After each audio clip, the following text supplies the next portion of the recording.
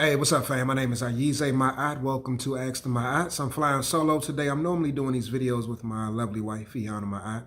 She's actually in the house behind me doing some work, but I'm doing this video today by myself. Today, what I want to talk to you all about, y'all, is something that I often see in working with men as well as women, individually and collectively.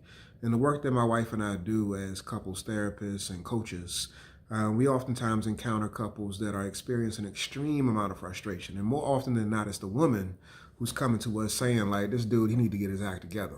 He need to get things on point. He need to, just make sure that he's showing up the correct way and providing and doing and being the way that I need him to be and provide and do. Not just for me, but for our family and for the community too. And so what I want to lift up in this video is that I think that there's an underestimated component that people often overlook when it comes to relationship development. And that's the fact that you have to expand your ability for frustration tolerance. You got to expand your ability for frustration tolerance.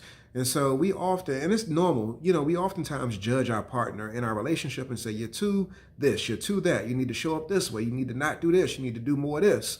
And so we're criticizing, we're judging, we're sometimes blaming, and we're putting certain expectations out there, and sometimes rightfully so. But in doing that, it impacts the relationship in such a way where we experience setbacks. We experience some dysfunction, some distress, and the person that you're trying to get to move, that you're trying to inspire to move, doesn't actually move. And so the thing that I want you to do today is, instead of putting all of your attention on your partner, on him, on her, focus on self. Focus on expanding your frustration tolerance, because yes, he ain't gonna show up the way that you want him to show up all the time.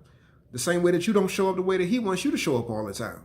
But if you work on focusing on you, expanding your frustration tolerance, and doing the work that you need to do personally to expand your patience and also expand your understanding of what that dude or that woman might possibly be going through, then what happens is that you give room for him to develop at his own pace. You also give room, or he may give room for you to develop at your own pace. And so again, it's not to say to sit back idly. It's not to say don't say anything at all. But what it is to say is that you need to do the inner work of developing your patience, because in doing that, you won't feel the overwhelm like you're currently feeling it.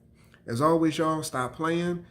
Keep on pushing, expand your frustration tolerance, work on that patience, and take your relationship to the next level. Peace.